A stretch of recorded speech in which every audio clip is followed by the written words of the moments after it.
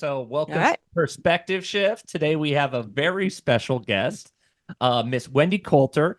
Wendie Colter is a medical intuitive. She's been in the practice now for 20 years, founder and CEO of the Practical Path, master certified wellness coach, and then, of course, author of Essentials of Medical Intuition, a visionary's path to wellness. Welcome, Wendie. Yeah. Thank you, Frank and Mike. I'm glad to be here. Yeah, we'll be Oh, glad to have you. absolutely. So where are you tuning in from today, Wendie? I live in Los Angeles and California, and I've been here most of my life, and that's where I'm coming from. So Oh, the nice. same time zone with you. I was happy to see that. Yes. Yeah. Because Arizona, we don't have a time zone or, because it switches because we don't switch the time. So it's always confusing for a lot of people. Yep. But Right, yeah. right. We run into that, but Yeah. it's great to have you on the show today, Wendy. We've been excited. We're fans of your work, and we thought it would be great to bring your work to our audience.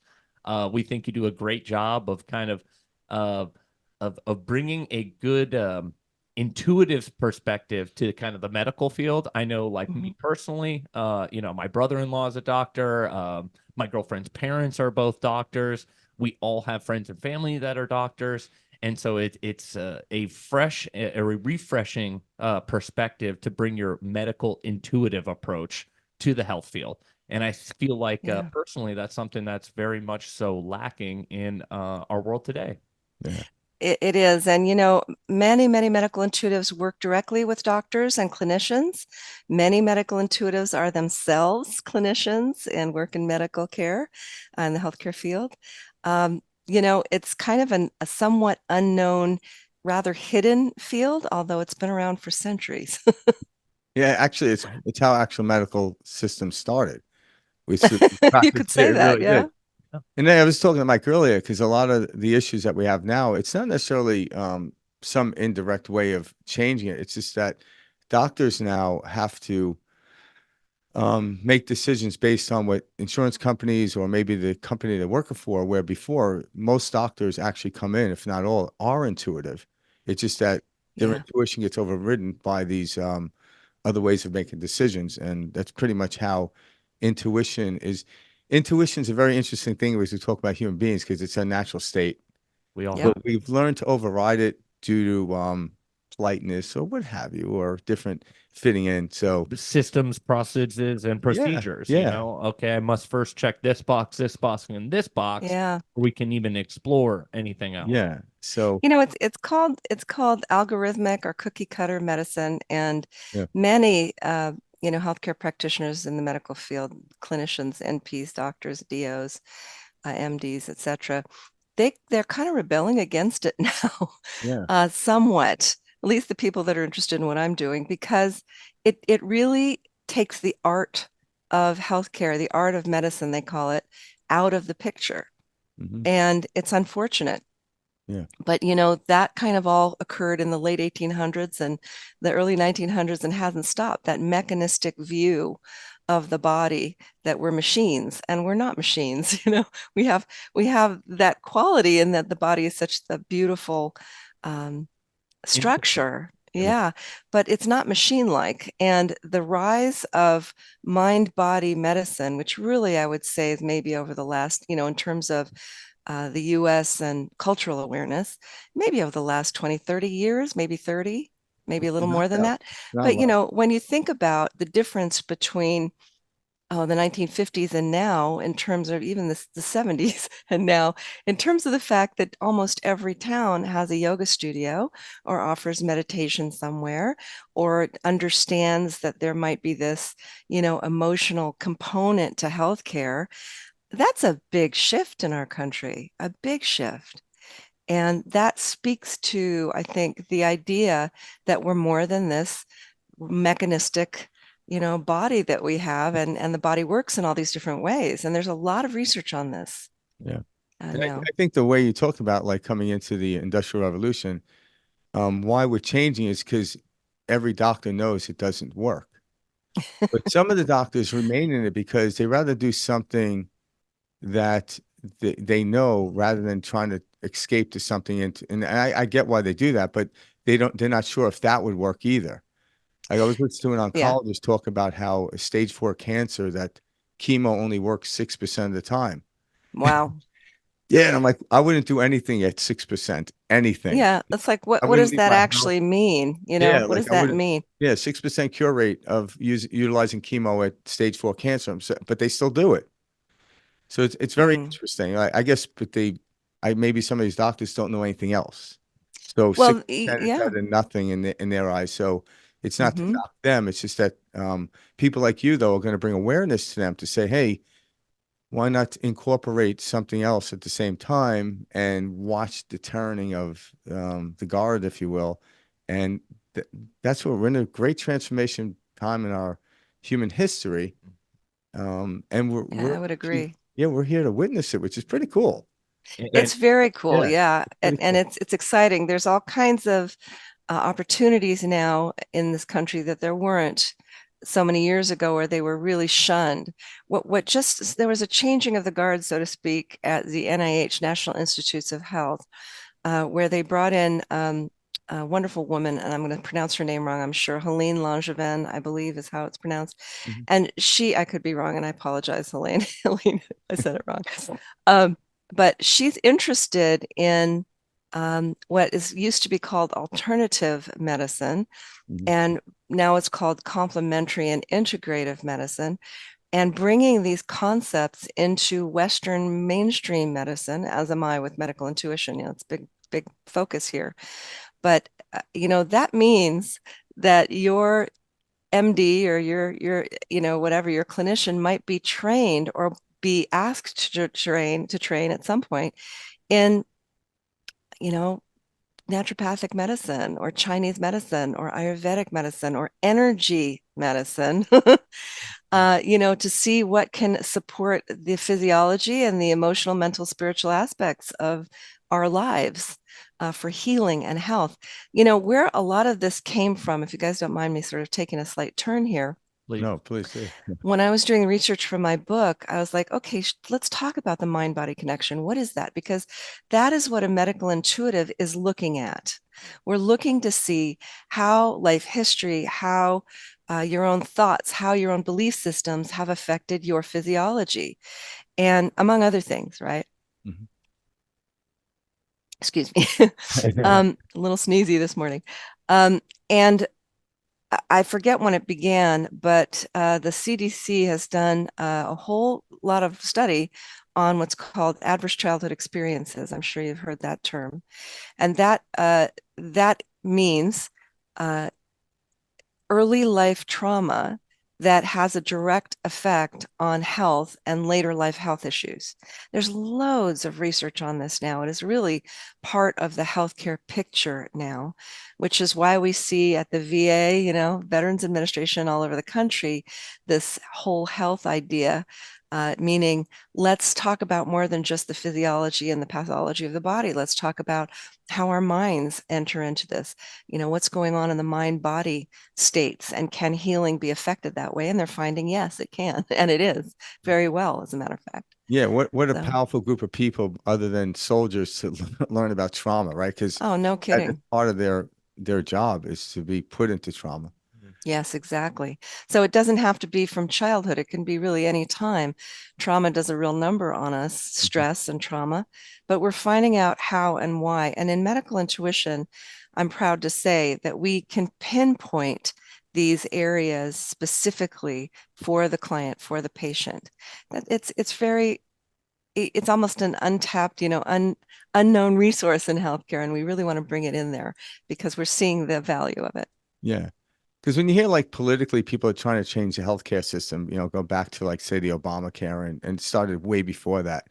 People are like, what is the answer? I'm like, this is it. It's not putting more money towards the old system. That doesn't Mm-hmm. work. It's actually integrating new stuff. Mm-hmm. Remember the Yeah. first person I heard talk about this was Andrew Wild. Yes. Yeah, and obviously, now there's so many other people talking about it, and I'm sure everyone was talking about it, but back then there wasn't much social media like there is today. Yeah. So, yeah. It's quite a groundswell, and I'm looking forward to seeing how this, in the next 20, 30, 50 years unfolds I hope I'll be around in 50 years to see it, that kind of thing. Yeah, I But believe I think it. we're really on the road. It's very Yeah. exciting. Yeah, because I think that this type of energy is exponential. It's not like it's slow moving like it was in the like past 100 years. So, Hmm. even in technology, you look at it, and it's just a representation of the energy on the planet. Yeah. That 5 years from now, the technology, a lot of it will be completely changed. So It's will the already medical changing. field. Yeah, so will the medical field. So I Hmm. don't think it's going to take. I'm not I don't sit here and pronounce or a prophetic into understanding what's going to happen, but I don't think it's going to take 50 years. I I think, don't think yeah, so either. yeah, Things are moving quite quickly and it's exciting. And, from my perspective, when I started doing this work 20 something years ago, um, the difference right now in the openness. I mean, I speak at integrative healthcare conferences to rooms full of doctors and clinicians, and that's astounding, honestly. I've been teaching at universities, I've been doing grand rounds, and that is something new. um, it's very exciting to see the openness or the more opening of the conversation of what I would call bioenergetic healthcare, a bioenergetic medicine, you could say, meaning the energy of the body, the auric field, the chakra system, the how our organs and our systems relate to our emotions and our states of mind and our life history. It's really fascinating. it is. And so, like, I imagine your reception now, compared to 20 years ago, is a lot more. Oh Uh, yeah. Very imagine clandestine 20 years ago. No one, listen, when I, like five people in the audience. yeah, well, even when I speak at, healthcare conferences, people are fascinated by this. And, again, clinicians especially, it's really exciting because they understand that without their intuition, they may miss something. Yeah. And they might all the time. And the way medicine has evolved, yeah, you would miss it because if you're following an algorithm, there's no room for that. Mm. And uh, I get these lines of MDs and DOs and NPs or whatever, nurses lining up to talk to me after a talk and say, I had the most amazing experience. And my intuition told me this about, I just sort of got this hit from this patient and I was right. I'm like, well, there you go. You're talking about something that we all have access to, as you mentioned, something that's a natural human trait. And what I offer is the opportunity to develop it so that it becomes a skill set that you can tap into at will. Now, that's different than how people usually think about intuition. They think you either have it or you don't. It either comes as a hit, or a flash out of the blue, or it doesn't. And that's not how I work with my intuition. That's not how I train people in intuition. I train people as a deliberate process of accessing your intuitive ability uh, to observe and assess the physical body and the biofield for information. What kind of information? How is the physiology working? What does your liver want? What is it asking for, right? What does your soul and spirit want? How are your emotions doing here? What is out of balance and how can it become in balance, right? That's what we're looking for. See, Yeah. I love that so much because like we're in a day and age right now where I feel like not only are the patients, like the individuals visiting doctors, but doctors themselves both would agree that, hey, we are treating symptoms. We are Mm-hmm. not we are not providing solutions. We are not providing healing. And I think many majority of doctors out there nowadays would agree with that and Yeah. understand that. And I see this as I have conversations with my brother-in-law, my girlfriend's parents, and we talk about this type of stuff. And so I think that's why you're seeing more and more professionals in the medical field say, hey, there's something here. There's something to this, and they're tired of prescribing the same old drugs. They're Yeah. tired of seeing, people come in and, not get better. And, they see that we're not talking about the foods that we put into our body or, the Mm-hmm. water that we have. And you look at hospitals today and they've got, these major hospitals, have contracts with these, soda companies and, the food that we serve is, Yeah. Yeah. cafeteria quality at best. And it's like, hey, if these are places of healing, we would not be serving, sugar diabetes water, and we would not be, providing food that, is the sloppy applesauce and mac and cheese or whatever. Like, Yeah. it's just, It's it's interesting, not. isn't it? Yeah, Yeah. and people are waking up to this. They really are, I and hope it's on so. both sides. And they're saying, "Hey, this just isn't right." And like, "Hey, I get you want to get in there and cut this tumor out, but why did this tumor come here? Now Why? you just What?" said it. Why does an illness manifest is one of the biggest questions that patients have, believe it or not. Absolutely. Everybody.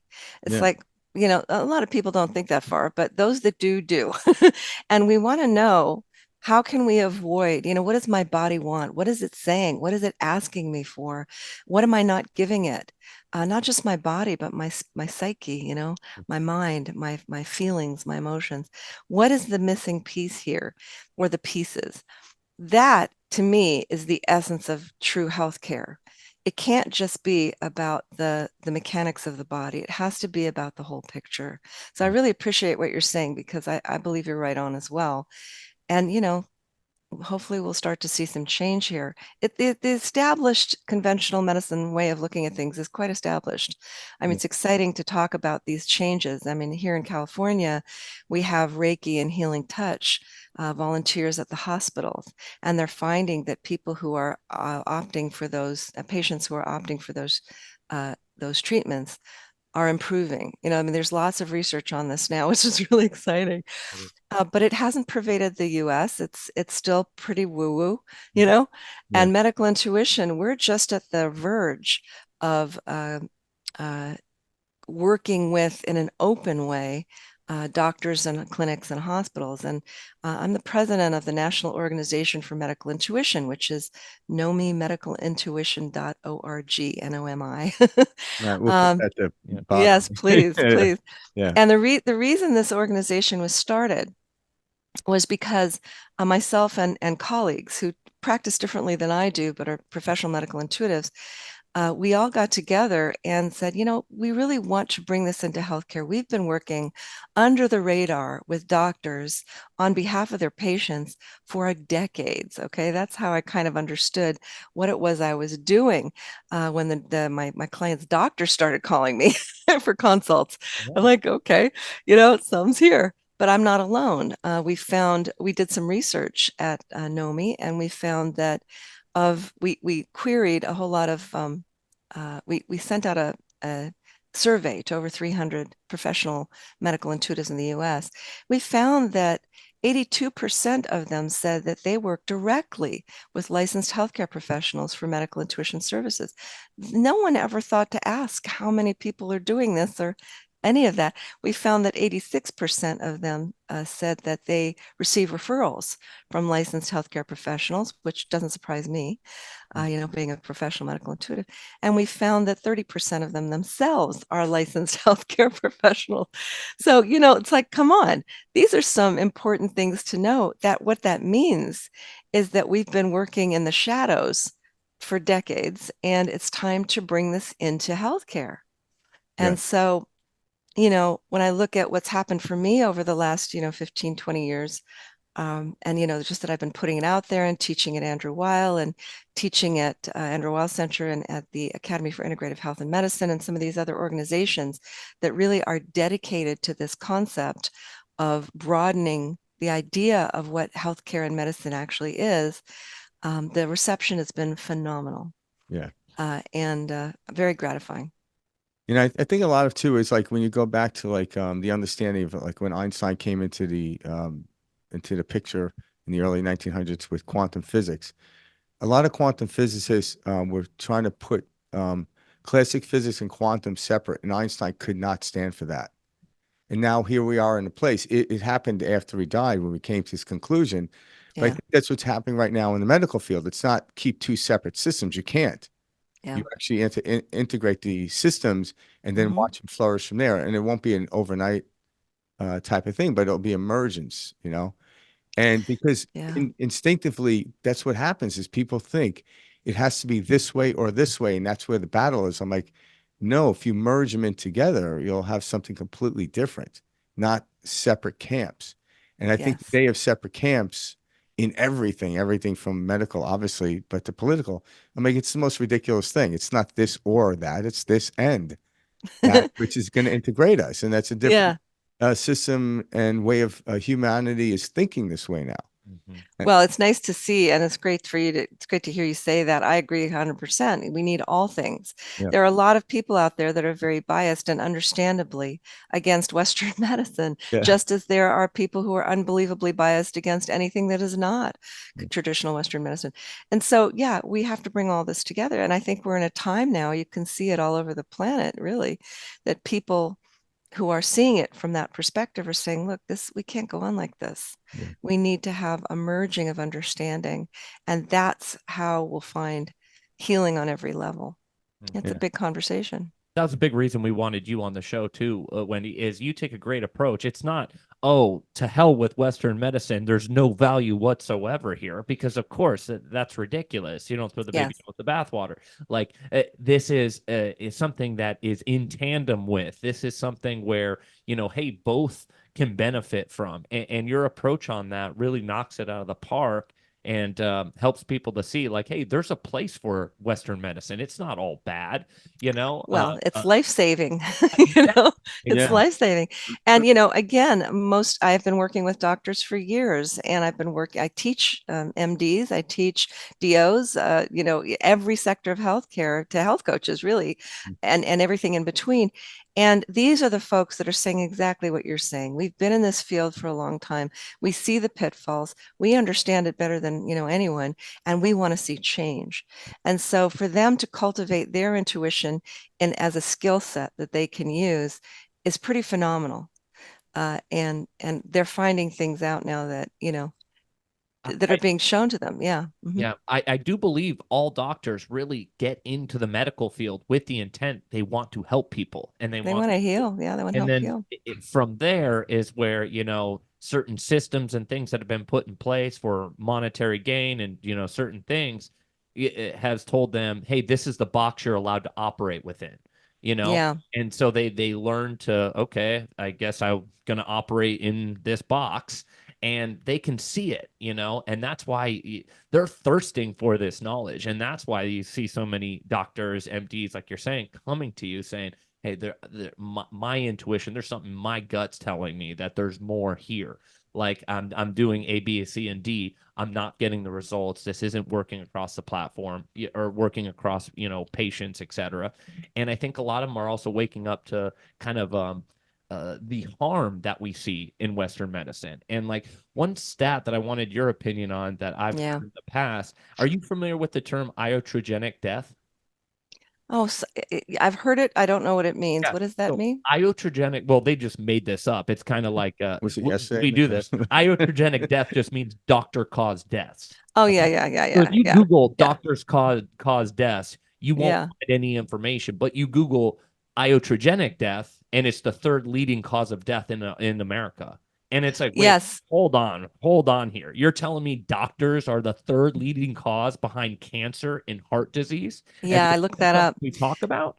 Yeah, absolutely. I looked all Mind of these numbing. stats up for my book because I was like, all right, what's really happening out there? Yeah. In my book, I call it medical error, Okay. which covers that. Plus, misdiagnosis, missed diagnosis, overtreatment, undertreatment, Yep. things like this that are not, consciously or even deliberately done by anyone, but it's endemic to the system. Yeah. And it is after COVID now, it is the third leading cause of death in the United States. And the costs, not only to human life and suffering, but also, and I should have said it the other way, but the financial costs are staggering. It's like trillions of dollars. Yes. And this is really what you're talking about, honestly, is the soapbox that I stand on, so to speak, when it comes to medical intuition, because my experience is that medical intuitives, if they're trained and qualified and ethical, the way they practice, can help. I mean, I'm not saying we can eradicate that because I couldn't even make that statement, but I know from my own career, working with doctors, working with patients, working with their patients and working with my clients, that there's so much more information out there that can be gleaned, understood, and implemented for health. I mean, that's a ridiculous number. It should never be there. It Yeah. shows you how broken the system is. Correct. And it shows you how much Western medicine or mainstream or whatever can use this. And the organization, first of all, my personal mission is that. That's why I chose to teach healthcare professionals, and that my program is specifically geared for people who work in healthcare, all kinds of folks who work in wellness care. And because that's where I see medical intuition making its biggest impact, having the biggest help to society, individually and collectively. And so there you go. And the National Organization for Medical Intuition was formed for just that purpose. We want to do more research. We want to bring things forward. We want to support medical intuitives that are vetted and qualified, working with clinicians, working with their patients. That's our goal, is to integrate these skill sets into healthcare. Yeah. I was going to say, we think it's a paradigm shift if that can happen. Yeah. We think we'll see those numbers change. And let me just say that what really moves the needle with science and medicine is evidence-based Yeah, that's it. research. That's what moves the needle, because that's that whole mechanistic idea of the gold standard. It's like, I need empirical evidence that this works. Yeah. It's very challenging to get empirical evidence on bioenergetics and energy practices, only because of the way to test them, not the results, but the way you have to test them. And if you guys don't mind me talking about this, Please. I'm extremely proud of the research that I was able to do that was published in 2020 with the graduates of my program. Now, when I wrote my book, I had to look and see what was out there and what kind of research has been done on this esoteric skill called medical intuition. And there has been research done, but most of it has been deemed inconclusive. And when I looked into it in depth, what I saw was that the study designs weren't really conducive to the kinds of information an intuitive might receive. They were trying to put it into a box that didn't quite fit. I also saw that maybe the medical intuitives or the intuitives really were kind of self-taught or catch as you can. And, nobody had vetted them specifically for their skill set, on and on. And there's one very famous study where the two doctors that put the study together, the results came back. They were looking for if the medical intuitives could pinpoint a specific issue, health issue. And when the results came back, what the medical intuitives had pinpointed was so much around that issue. Like, they described that, I don't remember what the issue was, but they described other health issues that could really have influenced the one they were looking for. And they went, oh, it's a bust. No, they can't do this. And a doctor came in and refuted it. And actually many doctors did, and said, you're missing the entire point. They pinpointed this, this, this, and this. As a physician, wouldn't you follow up on that? Couldn't that have something to do with the primary issue? Yeah. They looked at it wrong, right? Yeah. So all that said, in 2019 and 2020, I knew that my graduates, the program is very rigorous, and we collect data. They do case reports, a lot of practicum hours. We receive feedback from the practice clients. And so we have all this data, and I'm looking at this going, these people are nailing it, right? My students are nailing it. Can we study this? And so with the support of colleagues at University of California, San Diego, we put this little survey together just to see what we could find. And what we found was 5 of my graduates we blinded it as much as we could, meaning no health intake, which we don't do anyway. We never do that. We don't want to be influenced by anything. We didn't have access to any medical records. We worked with 67 volunteers from the community, some of whom were patients at University of California, San Diego Medical. And we came out with some extraordinary results that kind of blew us away. We were asking the participants to rate the medical intuitives on their perceived accuracy, what they perceived as accuracy. The medical intuitives had their eyes closed. We had no visuals. And they found the medical intuitives 94% accurate in evaluation and location of their primary health issue. Again, no information ahead of time. That is a crazy number. Yeah. Crazy number, right? My God. We found 98% accuracy. They rated them 98% accurate in what we do is we look at the life history, and that's intuitively looking to see where the origin of the health issue. We just talked about that a bit ago. where did this begin?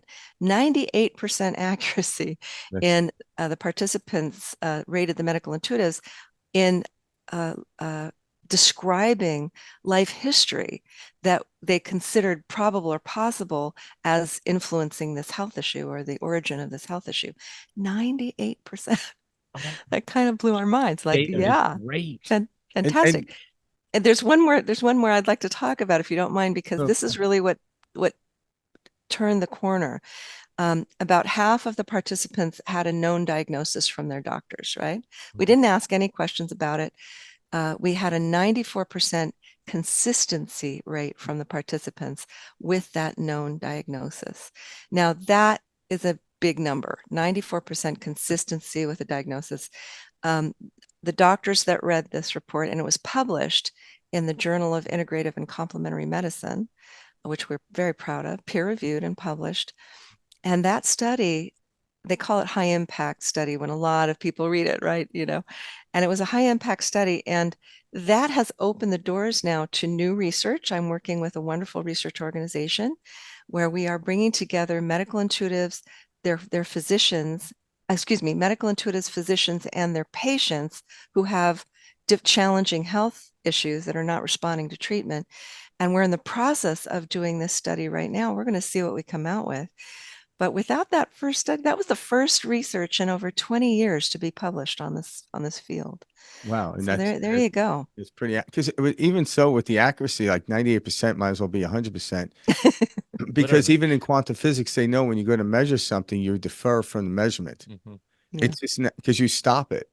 So, and that's really when we become intuitive and know how we feel, we won't have to stop and say, I'm healthy.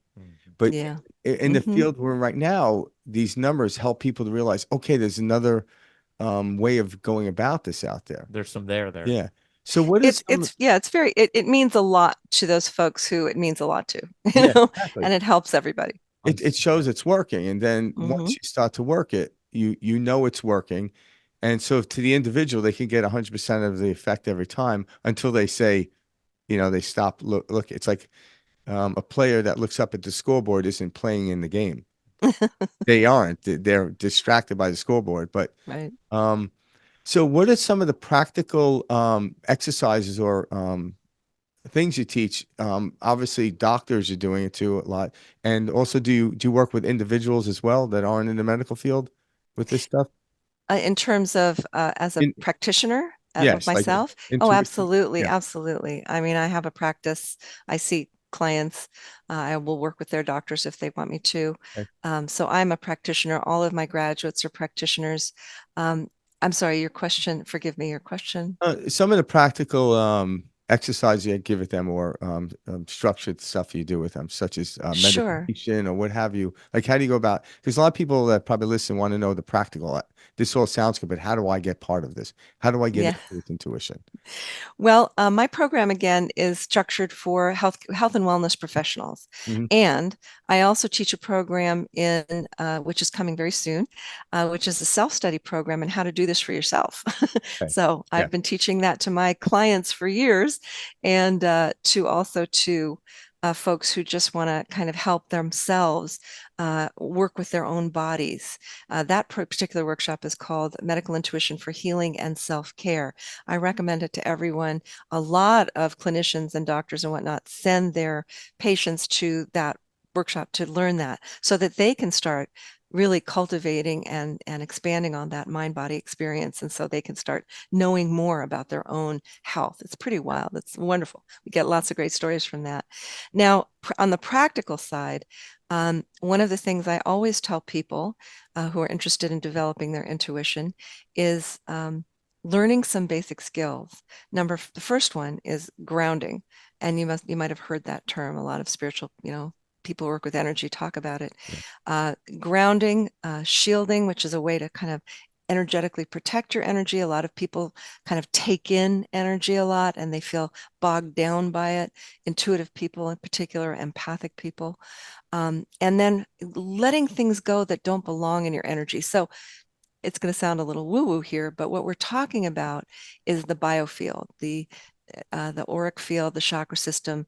That has actually been studied. And if you go on PubMed.gov and put in biofield, you're going to get a lot of research about it. That's the energetic nature of our physiology of our body, our beingness, right? Yeah. So on my website, I offer actually free audios. Anybody can listen to them. I call them Energy Essentials. And Yeah. that's guided meditations, very short, very simple. People seem to love them. And I'm glad of that. It's just a way to get yourself grounded and start to become aware of your energy, start to have a little dialogue with your body. And those are free. You can stick your toe in the water there. Mhm. Also, I would say, and this is something that a lot of people talk about, is a meditation practice Mhm. that you feel good with, because sometimes people feel meditation is a chore, another thing to do. Yeah. But there's something about meditation that really helps calm the nervous system, calm every system in the body, make you kind of be aware of your body, help you be aware of your body. And almost any meditation practice will do. Yeah.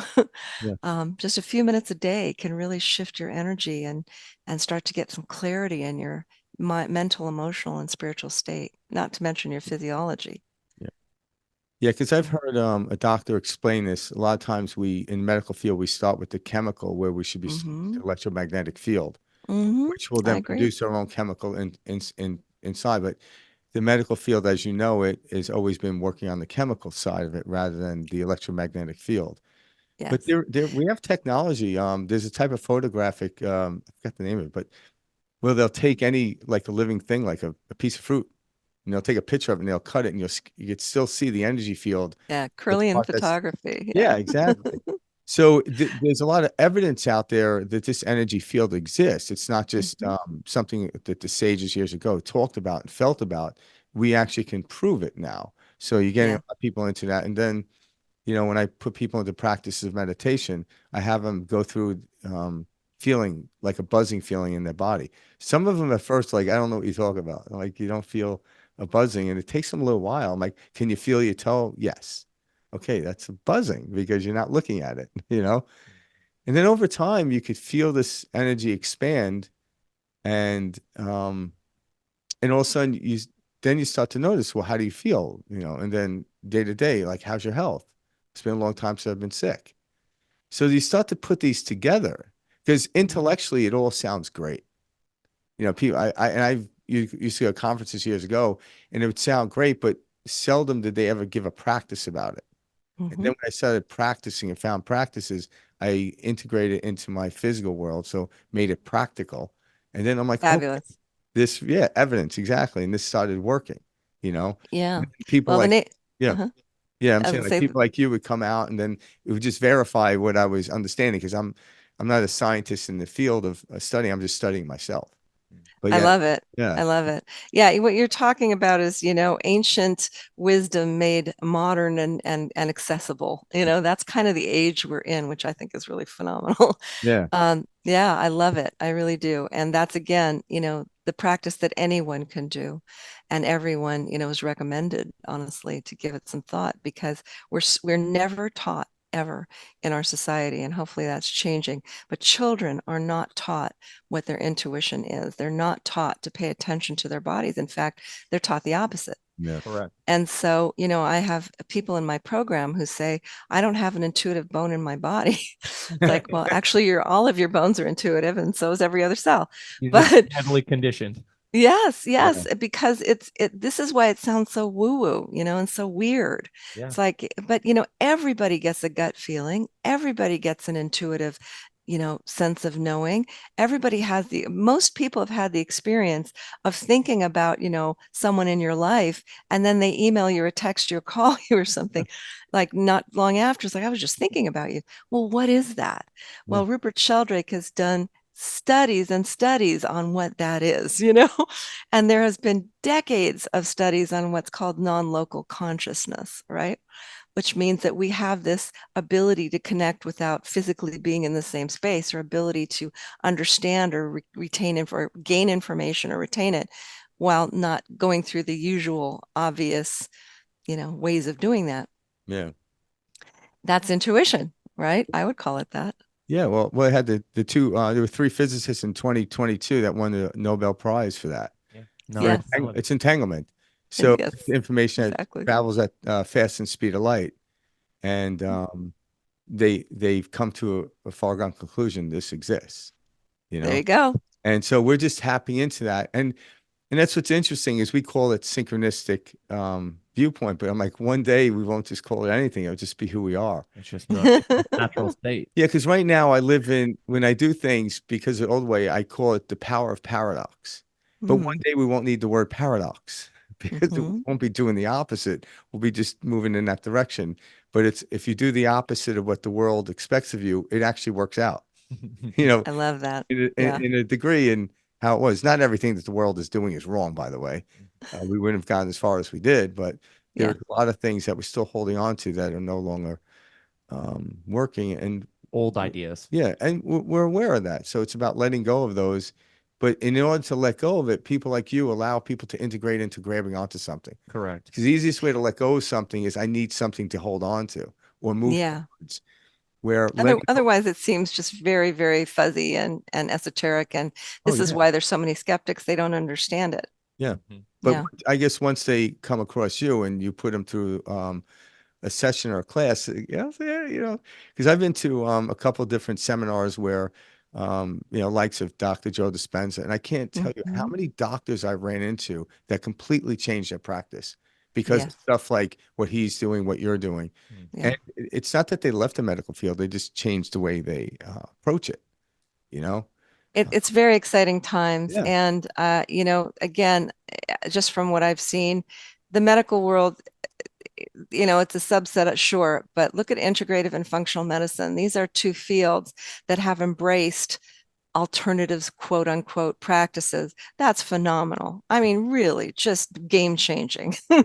And of course, it's slowly moving into the country, slowly from the coast, I suppose, like But infiltrating. But it's getting there because of the results that people see. That's really it. You can talk about all the esoteric or unusual stuff you want, but until we see results. And so that's really where we're at with all of this right now. We want more information on how this is working for people, how they've found their own health care, let me just explain it in terms of medical intuition. My job and the job of my grads and any medical intuitives that are listening, our job, I would say, is to help our clients find the correct path. Correct, meaning their body's perspective and their psyche and their mind and spirit's perspective to health, right? Because the kinds of people that we generally see in a professional medical intuitive practice are people that have tried everything, people that have been through the mill of Western medicine and been devastated by it, to be totally frank. And have not found answers from any of the sources they found, even non-traditional medicine sources might not have, helped. Now, I'm not saying that, everybody finds the answers, but what I'm saying is my job is to query their energy, their body, their spiritual information, their physical information, their emotional information, to find out why something is stuck. That's a big question, right? What's going on there? How can it change, shift, heal, right?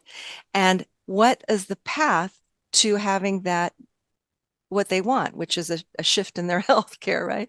And shift in their health. Uh, what can happen? What needs to happen, or what might happen to make that manifest? That's not a small thing, That's what we're all looking for, particularly people who've been dealing with very challenging health situations for a number of years, or even recently. Yeah. And that's where I find medical intuition so fascinating. And I like that you're talking about non-local consciousness and quantum field and all that, because that's really the crux of how medical intuition works. You're asking about practical information. I don't know how practical it is to talk about it, but that's really the gist of it. And the evidence that I have in my practice and that my grads have in their practices is the results of what we see, Mhm. the results of what we glean, the results of what we perceive, and how it affects and supports the client. You know, there's so much to be done here. I mean, I could tell you a million stories. I'd be happy to if you're interested. Yeah, well, Um, yeah, the more stories, I think it actually encourages people to move in that direction, right? So, yeah. yeah, That's what I'll, that's we're here to storytellers. encourage people to move in this direction. well, I'll tell you a funny story because we're talking kind of about non-local consciousness and how medical intuition taps in. This is a small story. It's not a dramatic one, but it's from my book about a gentleman who was told by his doctor he needed a hernia operation. He'd had an abdominal surgery and a hernia developed.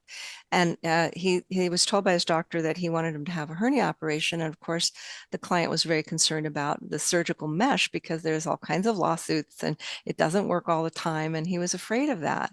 And I understood. And so he asked me to take a look. And I looked at his and when I talk about medical intuition, we're not just looking at the body as a whole, even though we do that. We're looking at specific parts of the body and having a dialogue with them. So I'm asking, honestly, the intestine and the fascia and the musculature and the skin. I'm like, well, what do you need? What will mesh work? What can I tell him about this whole thing about mesh? And here's what I saw. Something I had never known before, which is really wonderful about this skill set. Because I just want to preface this by saying I am not a medical professional. I didn't go to medical school. And most medical intuitives out there don't have a medical background, right? Mhm. Which in a way is valuable because you don't have a bias, right? You've got to leave the bias when you do this work. So here's what I saw. I saw an image in my mind's eye. I use visual intuition of a piece of mesh that was coated with what looked like stem cells. Now, I don't know what stem cells actually look like, Mhm. but that's what it looked like. And I said, okay, what am I looking at here? Higher consciousness here, quantum field. And it showed me a study that had been done, and I didn't know when at that point, in another country where they were taking, because this issue is it's important and an issue all over the world, anyone who works with this kind of thing, that they had taken a piece of mesh, these researchers, and coated it in the patient's stem cells and inserted it, and the incidence for the body to reject it or inflammation to occur went way down. I mean, they considered it a success. And I didn't know anything about this. Okay, this is not within my field of knowledge at all. I didn't read anything about it. I had no idea. And I said to this gentleman, you might want to look into this because I'm seeing that this might be something your surgeon might know about. Now, by the way, this is, I think 2018. So, I don't know. But I told him what I saw and I said, this might be something to discuss with your doctor because that's generally what, I need to do. Take this to your doctor. I don't diagnose, I don't prescribe, none of that. Yeah. So that was an interesting moment in time. And of course, after the session, I got on Google and, PubMed.gov, which I love. And I found there was a study that had come out the month before, published the month before. And I think it was an Asian country. I believe it was an Asian country. So it wasn't even, like well known in this country. That was the exact study that I saw. So you tapped Wow. into that field where the information was already there. Yeah. Exactly. Yep. And isn't that fascinating? It is because one day we won't need the internet. Correct. Well, You can call it the spiritual internet, the yeah, quantum It's field always internet. been here. It's yeah, always been here. We've always had access to it. yeah. I think that's where Right. that term Akashic records comes from, right? Yeah. It's the any Mm, information that's revealed onto anyone across the universe is also accessible to us if we tap into it.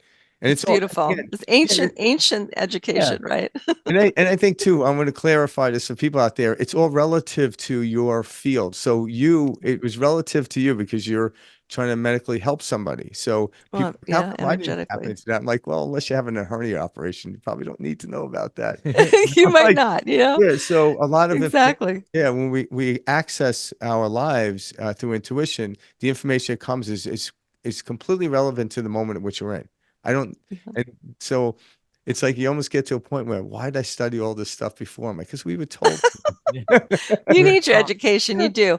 But I Yeah. will tell you Well, this: when the folks come into my program, they're brilliant at what they do. They have studied, they have practiced, they are extremely, you know, effective in their fields. Yeah. The biggest learning curve for these healthcare professionals is not to unlearn, but to leave at the door all of their biases, their beliefs, even their practices, their medical terminology, all of that jazz. Because when you wear the hat of medical intuition, you cannot go there. That would be looking through the lens that you've been looking through forever that hasn't, it works sometimes, it doesn't work sometimes, that's not it.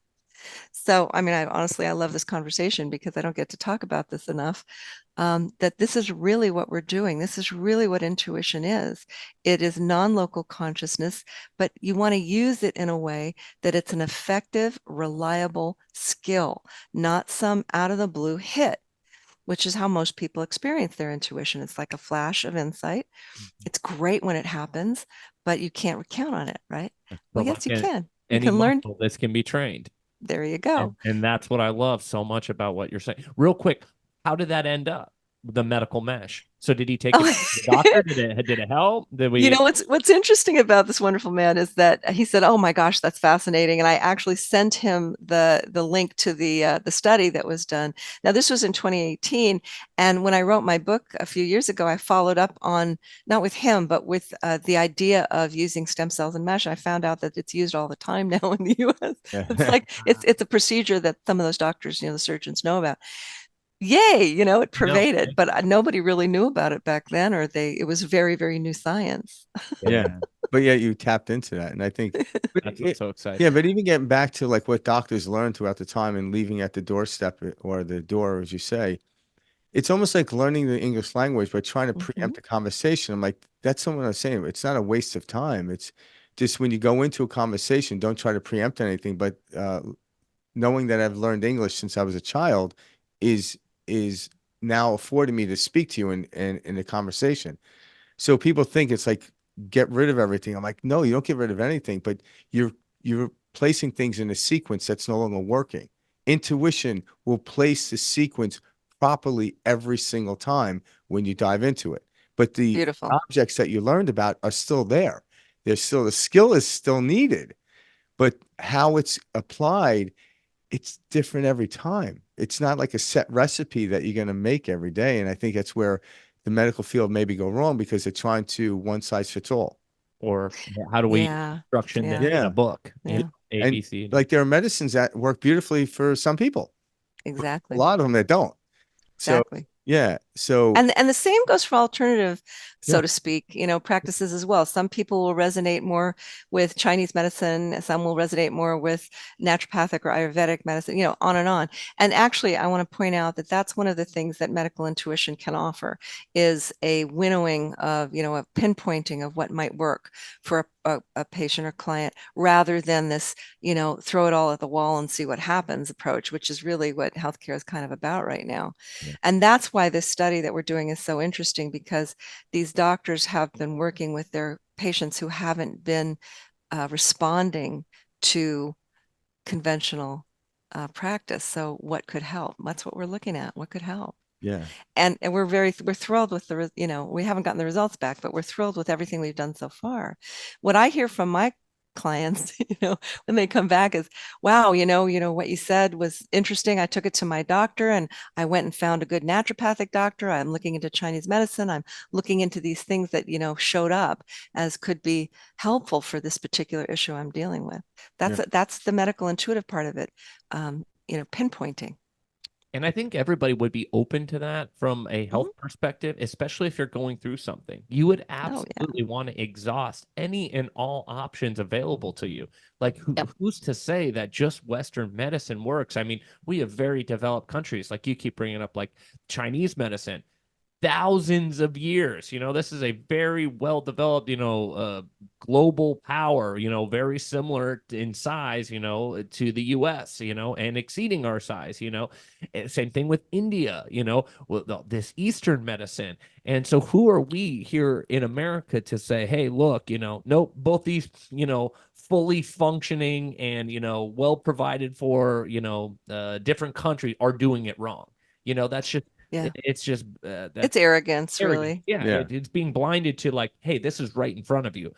For us not to take aspects from each of these is just simply us being, it's us throwing in the towel. It's us saying, we don't care or whatnot. There's so much information there. It's like, hey, look, let's start to, take a whole approach. And I think as Zoom calls and, we're connected and we are very much this global community now. This is why you see more and more of this type of information getting out there.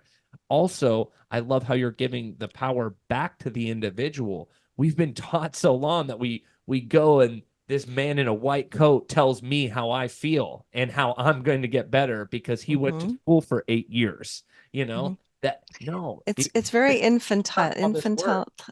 Yeah, it makes everybody feel like a child. And because it's a power differential, there, and it's understandable. And yeah, they have knowledge that is valuable and needed, of course. I have not, I mean, come on. And it has this other effect too. It can make people feel very powerless. Yeah. And that's the challenge here.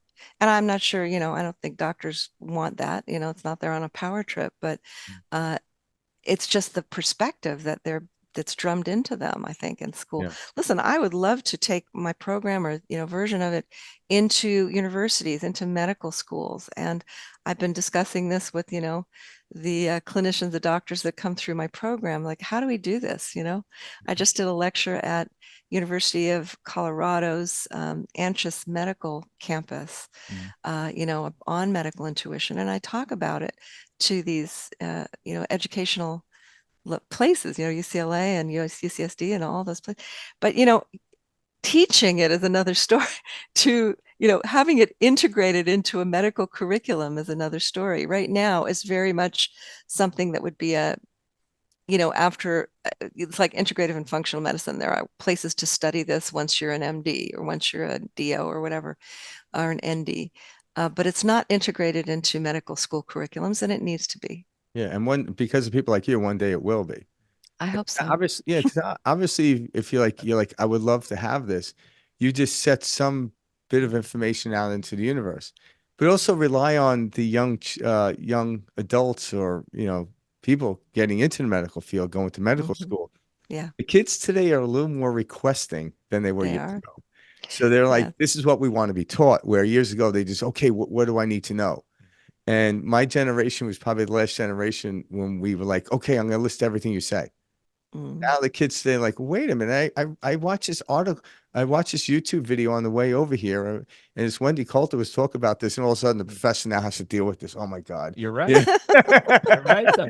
What's this weird stuff? It's like, and now I have a book here, and she starts talking about it. And because you're entrenched into the medical field and you know what you're talking about, it's very, very difficult to refute it Absolutely. completely for that, even the professor that's teaching whatever biology method he's teaching at that moment. So that's Yeah, actually what's happening now, Mhm. it's which nice is to nice. see. And but It's it but really it good. should, it should slowly go in because we don't want people to drown. I always say that I'm like, there's really good swimmers out there that could swim a certain distance, like say if a ship is off the shore about 3 miles, and the intuition, someone's like, oh, let's just all jump off and swim. I'm like, no. I'm like, the people that can swim, I want this thing to get into maybe 50 yards before I swim, knowing my ability to swim. But eventually the ship will make its way to the shore where everyone will get onto the shore. But in the beginning, Mm, you're going to have these outliers like yourself and people you're teaching that can do the mile swim, and they'll yeah, make it to shore. And then everyone's like, well, if they did it, maybe I can do it. And all of yeah. a sudden, It becomes a something less frightening or scary yeah, or outside of, the idea of what is quote normal or acceptable. yeah. Yeah, absolutely. And even one of the great statistics I've read, like even studying history years ago and learning that, and I've said this before, that during the American Revolution, it was only 4% of the people in the 13 colonies that actually took action for this thing to happen. Mm, 4%, that's it. It's all you needed wow. to take action.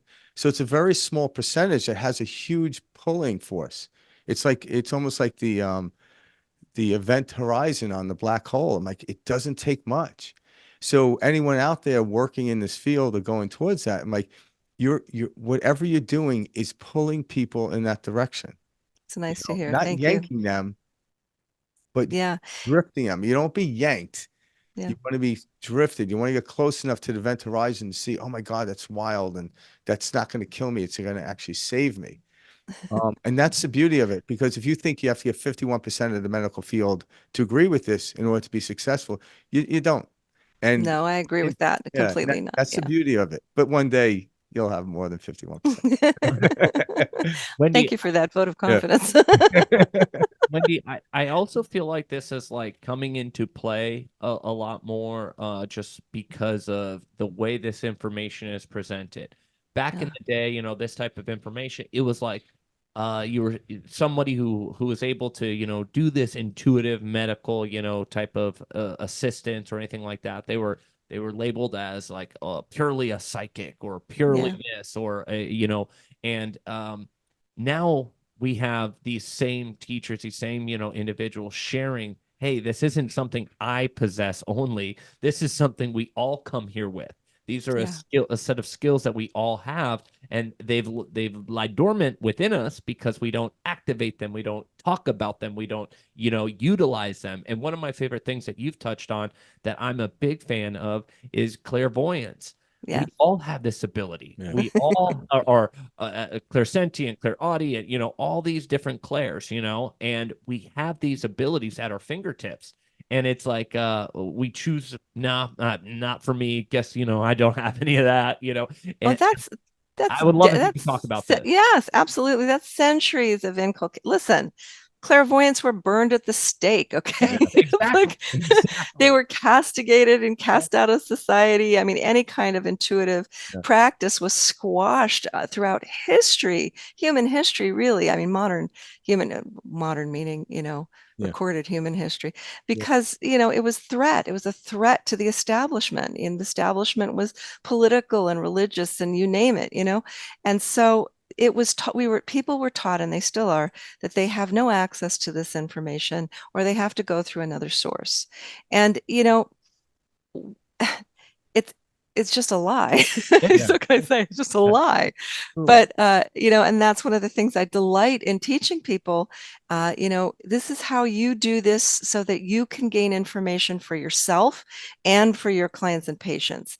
It's all there. And that's the method. And my method is you're talking about clairvoyance. And by the way, that word will clear a room of doctors faster than anything you've ever seen. I It's like know. you say clairvoyant, they are out of there like a shot. But Totally.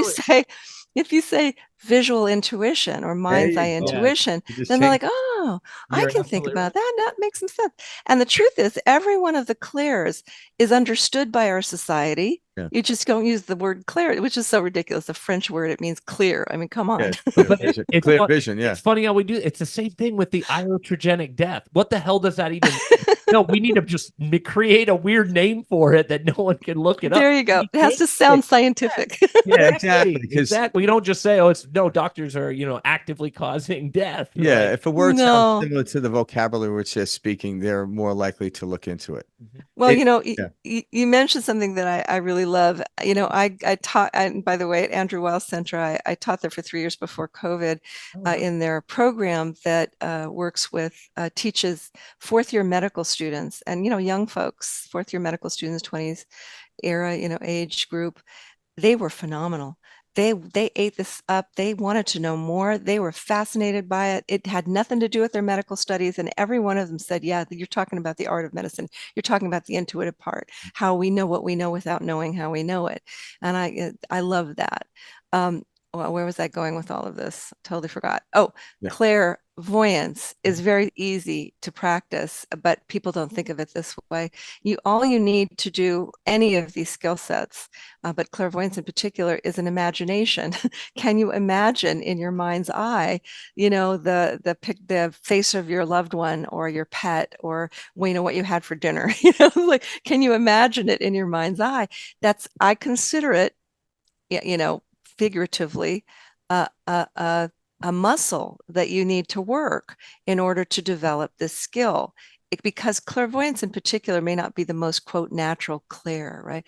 The most natural clair out there is the one we call clairsentience, you could say, meaning I feel it, right? I feel it in my emotions. Or claircognizance, meaning I just know what I know without knowing how I know it. Yeah. Yeah. And that Clairvoyance takes a little skill set. Yeah. And I always recommend, work with a good teacher, work with somebody reputable, yeah. you know.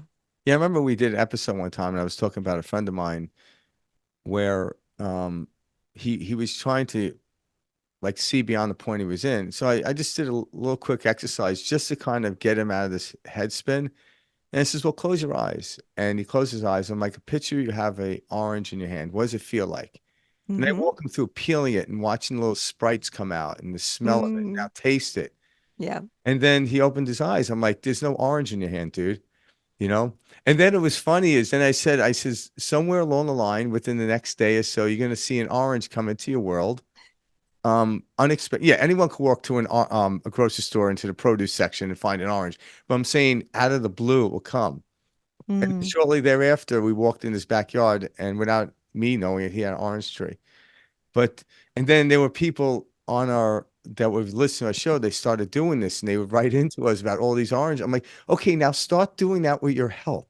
Yes, exactly. You know, Exactly. like because That's orange is beautiful. Yeah. somewhat arbitrary, and like it's cool. But when you take something like an orange, where if you get it or not, it's not a big deal. No attachment.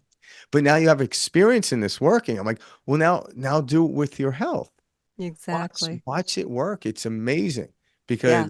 yeah, and I And, think. and go ahead. Oh, I'm sorry. There you No, go. no, no. I started Yeah. to interrupt. I No, no, love no. your story. I It's just keep beautiful. rambling, so I'm good. It's all great. You're It- talking about law of attraction. You're talking Yeah. about non-local consciousness. You're Exactly. talking about magnetizing to us what we Less want. I've used resistance. these skills for years. Yeah. Yeah. Yeah. Yeah. We put so much resistance unknowingly into our lives.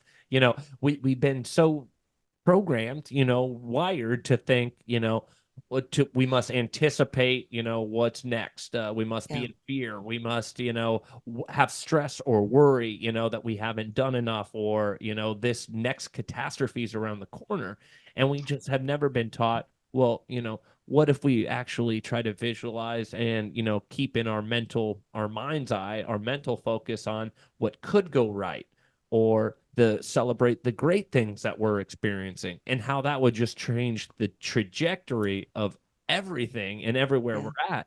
And I've personally been doing this now the last 5-6 years, and I know this works. Yeah. I It really do does. this, yeah, on a health, a financial, a work, a relationship, a romantic partner, a parent, all of the above. This applies to everything. Yeah. It really does. Let's talk about the resistance for a moment, because Yeah. when you said a mouthful there, what stops us from having what we want in our life, including health, is, in a nutshell, you could say resistance. What kind of resistance? Resistance from emotional, mental, spiritual, you name it, comes from a lot of sectors: life history, learned behaviors, things like this. In my world, I call it belief systems. Our belief systems are very strong, and they can really hinder our progress.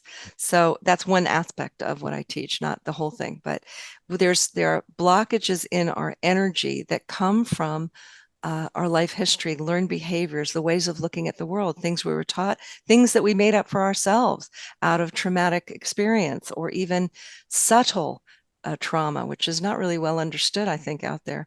But there's subtle traumatic experiences that can leave an indelible mark, and you live your life from that perspective when this happens. And it can happen at any time. It's just a way of shifting your energy and not realizing it's shifted, and then life comes out of that, right?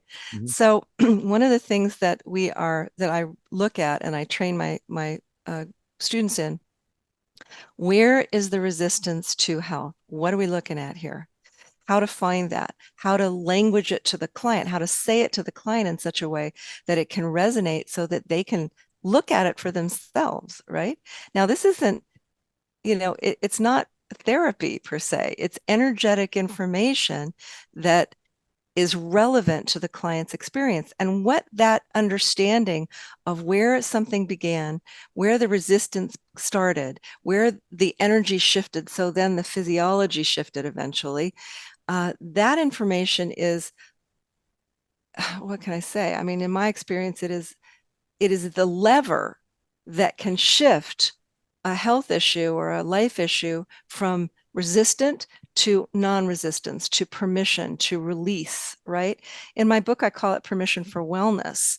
And if you don't mind, if we have time for another story, I can tell you Yeah, one. absolutely. Please. Yeah. This was a wonderful young man who had experienced back pain his entire life, and he didn't know where it came from. And he just knew that one day when he was, in elementary school, he couldn't get out of bed. A young tweener, he loved to play sports. He couldn't get out of bed. His back was in pain so much. And his family did not take it seriously for all of his life until obviously there was something really wrong, because he was very stoic about it. It's all he knew was this very intense back pain. So when I looked into his energy, I'm like, okay, what's going on there? Well, in his lower back, in his vertebrae, I saw all the physiology there. He'd had surgeries, and, I saw the musculature and the nervous system and the spine and all the rest of that, all the impact there. And I also saw this giant ball of frustration, anger, confusion, emotional pain was hanging out there. And it was actually impairing the body's ability, not entirely, but it was not assisting the body's ability to heal, right? It was kind of still causing imbalance there. And so I'm talking to his using his talking to his body and talking to, the quantum field, or however you want to say it. And I was saying, okay, well, what's going on here? And it showed me an image. And these are that life history picture of him at, he's probably a toddler. And his mother took him to the supermarket, and those mechanical horses outside supermarkets, those little rides that you can put kids on and strap them in. I don't know if they still have those, but Probably not. I remember they're like a quarter and you go, yeah, you put in a quarter and the thing bumps and bumps and Yeah, jumps and jumps. Well, his mother put him on there, and she didn't tighten the strap enough, and he slipped and he fell off the horse, and it banged his lower spine on the kind of, this concrete thing that the horse was on. And people think children are made out of red rubber balls. They don't get hurt when they bounce. He didn't bounce. He actually impacted his spine, and he was crying and crying. And of course, he was not, able to tell his mother what was wrong. And so for uh, years, throughout his childhood, his pain was just downplayed by every doctor and his family too. It's like, oh, you're just, whatever. It was never dealt with till he was, I don't know, 12 or 13, and he literally could not get out of bed. And so for him, this misunderstanding, this not understanding this, he got very stoic about it, because what else are you going to do? Children do that, people do that. He just lived with it. But he was living with some pretty severe issue. And so as I was telling him the story his body was showing me of this early life experience that he had no memory of, I'm sure his mother wouldn't have even remembered it. His body did, right? And showed me this story. I call it permission for wellness. It's like an energetic marker of how much you can release something at any given moment. And I saw it just rise and rise and rise. And at the end of the session, he's like, wow, that really made sense. It was so validating for him to hear what his body needed him to know about the origin of his issue, which was a mystery to him. And from that moment, there were a lot of recommendations from his body's perspective about what could help. And he said, you know what, I'm going to try acupuncture. He never wanted to do it before. Everything was just resistance, right? Don't tell me what to do. He's been through surgeries. He was devastated by it all. So it's an interesting story, because when he heard what his body wanted him to know, not just about the physiology of what was going on, but where it came from and how it manifested and the pain and the emotion, it gave him permission to feel that emotion, to express it, to clear, to like process it, so to speak. Mhm. And, he went from that session feeling much lighter and um, just more expansive in his opportunities for Yeah. health. That's Because great. the processing part is when you learn to let go of it. Exactly. It's like a mourning, but if you Exactly. don't know what to mourn, you don't know it's stuck in the body. Well, and think about just how Without many of question. us, unknowingly are experiencing symptoms or pain or, whatever from past previous trauma that we aren't even conscious of or aware of. Yeah. That's the That key. affects a lot of us. Yeah, the body, the premise here, I'm starting at the end, is telling you the premise of medical intuition now. Yeah. The premise of medical intuition, the way I see it, is that the body stores or holds on to all kinds of information, not only physical, which people know, but emotional, mental, and spiritual information. And the combination of those things can really play havoc with our physiology, with our emotions, with our mental state, even with our spiritual desires and goals. And without knowing the trajectory, without knowing the details of it, we can really be working hard and feeling like we're not getting anywhere in every aspect. And, if I can be so bold as to say this, I believe, and because I've seen it and in my own practice and in what we've seen in research and in my students' practices, this is kind of the key. It's that the doorway, the illumination of where something was stuck, why it is stuck, how can it shift? Yeah. Right? That's what we're going for here. And you tell me if that's not a paradigm shift in healthcare. It is. Yeah. And like, yeah, the stuff I've read, including your book, but Yeah. there's a lot of evidence here that's very difficult to refute. Was it Dr. Bradley Nelson that Yeah, that we talked had on. about? Yeah, He he's told a wonderful. story. Emotion coach. Yeah, he We love talked him, about yeah. a story about a child, was storing this energy block. And Yeah. what they didn't know is when she was a child, the mother was putting a diaper on her and literally put the safety pin. Yep. I don't want to laugh. I In feel her like a skin. sick man. And so the baby was crying. Trauma. That's Yeah. trauma. So the Correct. trauma. And so the mother completely forgot about it. And, he just pulled it up and that's what it was. It was trauma from the safety pin that was Yeah. stuck in the body. And they never knew it She because never when they felt took it safe. off, they never Yeah. felt it. Yeah. But when they released it, Yeah. all the pain and everything else went with it. It was, you remember the Exactly. story, but you don't remember the feeling of it. And that's the beauty of it. Yeah. Yeah. Yeah. I love Yeah. that. It's and this is the kind of thing that we have millions and millions of, Yeah. I mean, that maybe not, but we have so many incidents in our lives that our conscious minds will never remember because listen, we have to survive, Yeah. we Correct. got to make it through childhood and be an adult. Yeah. That's what So, this game is, yeah. Wendie, can you tell our audience, how did you find yourself like, can you tell us a little bit about like maybe your spiritual path and how you've kind of personally started to kind of dive into these topics? And did it come from a spiritual stance? I mean, just knowing what I do about yourself, your work, I mean, you have to have some sort of, Or you just fed up like me. Combination of both. Okay. Well, it's interesting. I was always an intuitive kid, and in my household, my family was not. They didn't shush me, which is really a blessing. I think most parents would just, not know what to do with that. And it's Yeah. not that my parents understood it, but they didn't tell me I was wrong, right? And so I sort of naturally developed my intuition over the years. And I put some fun stories in the book about that, which I won't get into, but um, there was never a place where I felt bad or wrong by accessing intuition. And that's again a gift to be given. So when I became an energy healer later in life, I wasn't doing this. I was a musician most of my life, following my muse.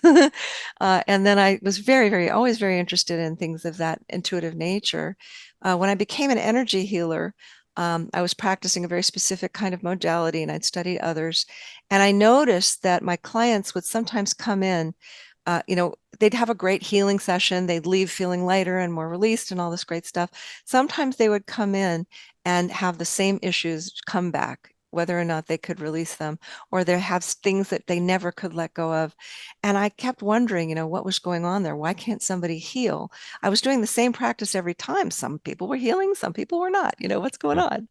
So I started noticing that I was, just my intuitive perception, I would get these wonderful hits, which is very common with energy practitioners because they are using intuitive practices. And I'd see like, something's going on with your mom or this or that or whatever. But I was wondering, what if I could string all these hits together, in some kind of practice and give them the information so they could hear it all and then do a healing and see what happens. Yeah. So I tried it. And I just sat there and I observed their energy and I talked to their body. And I had never really done any of that before. I was just playing with it. And I found that they were just like having these wonderful insights, and what I was saying was resonating like crazy. And then I would do a healing, and they were letting go of things they had been holding on to for decades. And I thought, there's something here. What is it that I'm doing differently that's not in the healing process? And I realized that, and I didn't even know what to call it back then. I read Carolyn Mace's work, and I said, oh, it must be medical intuition. Edgar Casey was like, I must be doing something like that. Yeah. And I started developing the skill for myself and developing a protocol that I could use with any client. And then the clients started calling their doctors, and telling their doctors started calling me. So I could see that, what if I was teaching the doctors how to do this? It's not that I don't want, my clients or a field, but what if they could do that? Wouldn't that change everything? Yeah. And that's when I got the idea that I really needed to teach this to the medical field, because otherwise we were going to be in the shadows and, under the radar. No doctor would ever talk about their intuition, or even that they consulted with a medical intuitive. Right. And now I'm very proud to say our graduates are being called by clinics, by individual practitioners, by medical doctors, to work with them for their patients. I think that's brilliant, and the MDs and the DOs and the NPs and the nurses and all the folks that come through my program are bringing it into their practices. I mean, come on.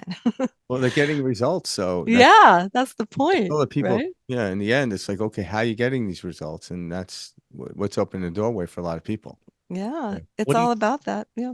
What do you think's next with this? So you get these types of numbers, 94% accuracy, 98%. We're showing great results. Yeah. So you take these, and now do you obtain additional funding to do additional testing? How can you kind of explain a little bit of that to the audience? What's next? Because with the numbers you're getting, you would expect, a good response, or a good support should be behind you. Well, you'd think. Exactly. And I'd like to touch on that. There are, again, uh, I'm working with a research organization on this new study I mentioned earlier with doctors, patients, and my graduates, medical intuitive graduates. And the reason why it seems to be working is because there's a methodology, there's a protocol that I teach. That protocol has been proven accurate in these circumstances. We're going to work on that again, see if there's accuracy there. You have to test it in all these different ways. So the answer to your question is evidence-based.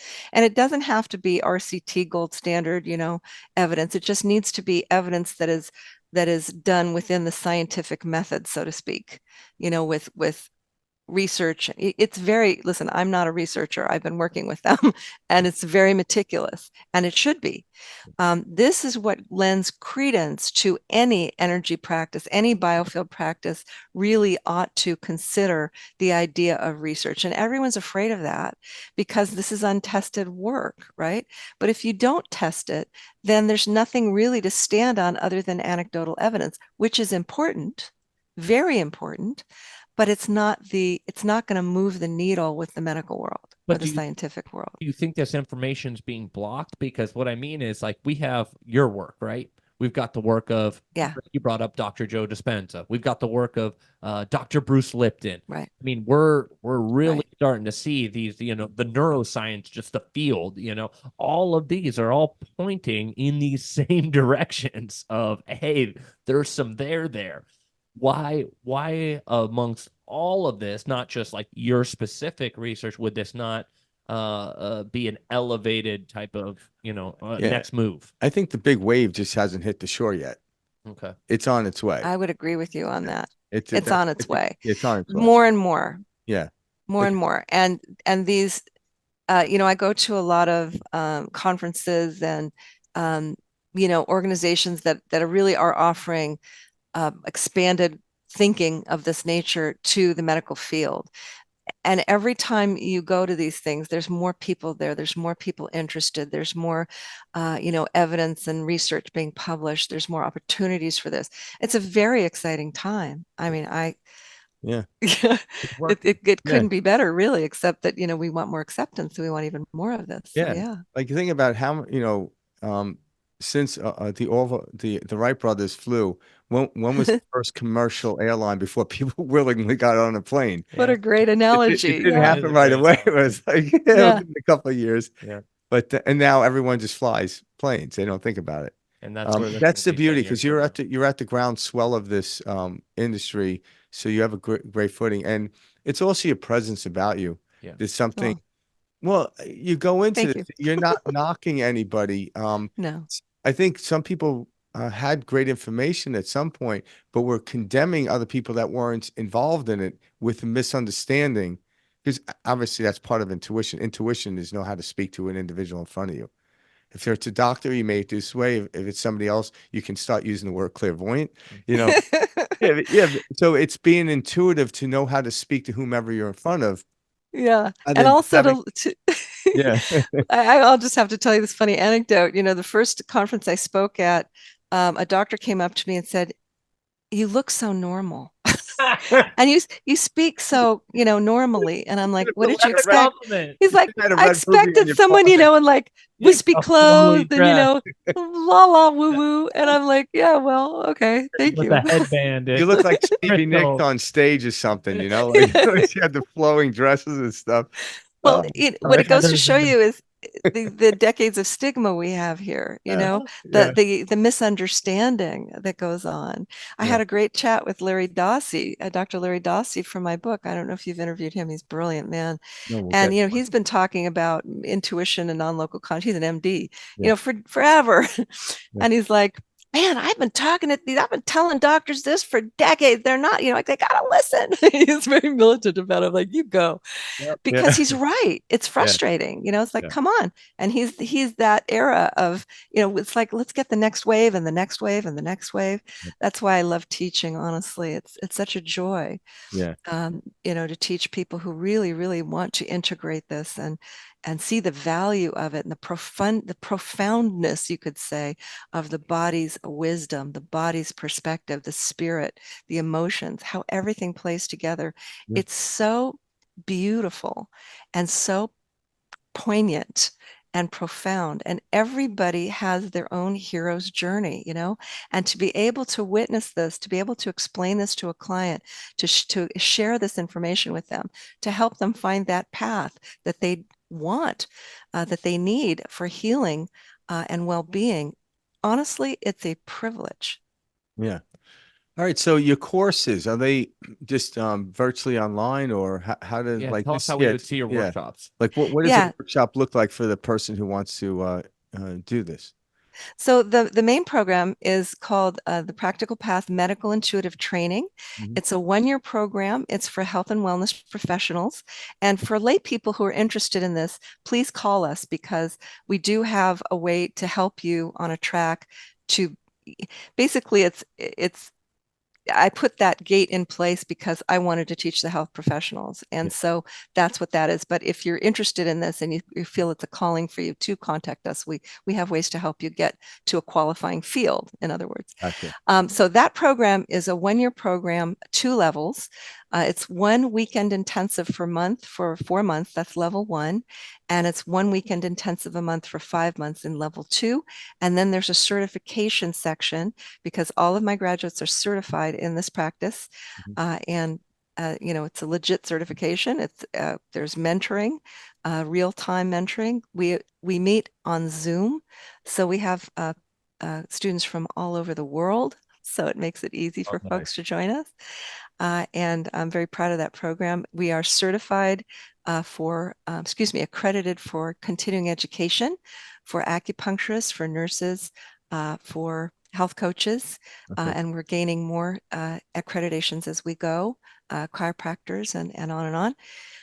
That's that program. And again, the graduates of that program were the ones that we have been studying in this research for that 94 to 98% accuracy rate right out of the gate. Yeah. So it's a very focused program specifically on medical intuition. It doesn't include anything else Mhm. in the curriculum. The workshop, now it's called Medical Intuition for Healing and Self-Care. That will be a self-study program that anyone can take at any time. We're very excited about it. It's not quite launched yet, but you can go to the website and Okay. sign up and get the early bird special. All right. And that is a self-study program for everyone to learn how to create that mind-body connection, have dialogues with your body, look at how to heal. What is your body asking you for, right? So it's a wonderful program that I put together, frankly, for nurses who told me, I want to take your main program, but I don't have time. What can you give me? I Yeah. said, well, let's do this little short course, and you can learn to develop your visual intuition and start to talk to your body and find out what it wants. Yeah, And- because a lot of people are like looking for a health kick, but starting with the self-intuition is greater than starting with what they think is the perfect meal. It Yes, really is, because yes. yeah, it's true. There's too And much information out there, and it's all yeah, confusing, oh, right? very Well confusing. said. Or But if so you, much, I should say, so yeah, if much. you become more intuitive, you'll know exactly what to eat, and your body will Ex- tell you. Yeah.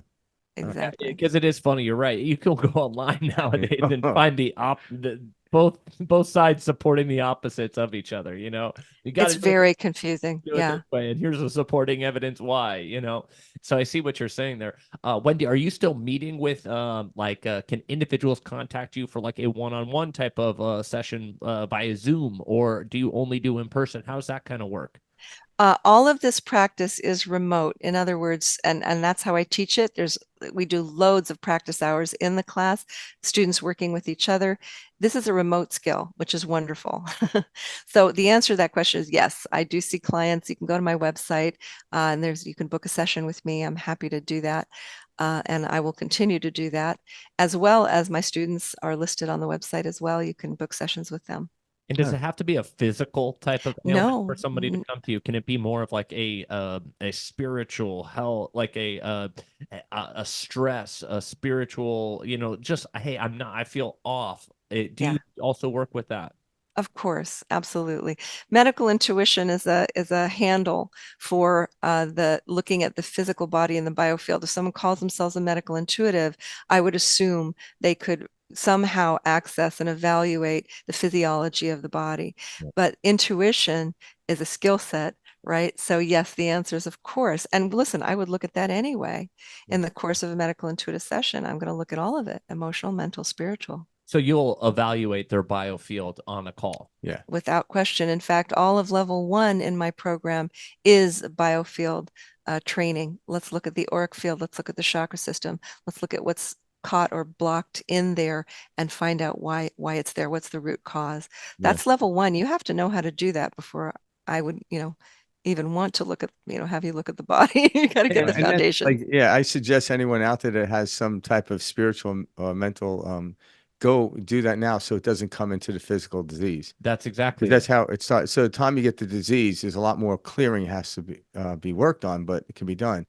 But when people just look at them, just agitate, I'm like, no, agitation over time will really dig a deep hole. Yeah, So that's you have where to, Yeah, yeah, energetic imbalance. Yeah. yeah, Mhm. yeah, eventually breaks down the body. So this was awesome, Wendy. This yeah, was we a had a great very, conversation. Yeah, very, very yeah. interesting conversation, and I know like the audience is going to absolutely love this. It's going to be exciting to see who reaches out to you. We want to get their feedback too, guys. So if you do reach out to Wendie, contact us afterwards so we can get some follow up Yeah. kind of information to share with our community. Again, if you have not, the Essentials of Medical Intuition, a Visionary's Path to Wellness. You can find this. Can they get this on Amazon, your website, kind of all over? Yes, it's Amazon, Barnes and Noble. On the website, there's a whole page on this. We just won another award. I couldn't believe Nice. Congratulations. four awards being given this book in, alternative health and things like that. Yeah. Very gratifying to Yeah. see the response. You're And thank you changing so lives. much. Yeah, You're it's changing lives. inspiring knowing. Honored to be speaking with you, Wendie. Yeah, it's inspiring knowing that people like you are out there Yeah. doing this, because I could do it at an individual basis with myself and share it with my friends, but you're actually have a very broad perspective here. And you're on So the that- Thank you. forefront. You're Yep. affecting, the way Yeah. that a lot of these doctors are, just simply by having the conversations you're having with them, you're changing the interactions they're having with their patients without just by them being aware of this. I'm going to make my doctor watch this episode. I hope everyone And have 'em listening call sends me. this to their doctor. Yeah. And says, hey, take a listen, or hey, I'm going to Yeah. send you a book, doc. Because this is something that any doctor too, in it for the right reasons would also want to learn more about, and Yeah. how can I implement this into my daily practice and to help heal and benefit my clients. Well, thank you so much. It's really been so wonderful to speak with you both, and I really appreciate your perspective and what you're doing to bring folks like me to the public. It's thank you. I'm It just just very it just grateful. takes a shift in perspective, that's Yeah. exactly Yeah. why That's we right. need to show this. And it's like, hey, just a little change in perspective, how much of a change that can affect our lives, our reality, all that. So again, Wendie, it's an honor, and we can't wait to have you back on the show. We'll reach Yeah. Oh, out to thank you so much. Much I would love love to you. that. All right. you. Thank you so Bye. much. Take care. Wendy. Thanks. Thank you. Bye-bye. Bye.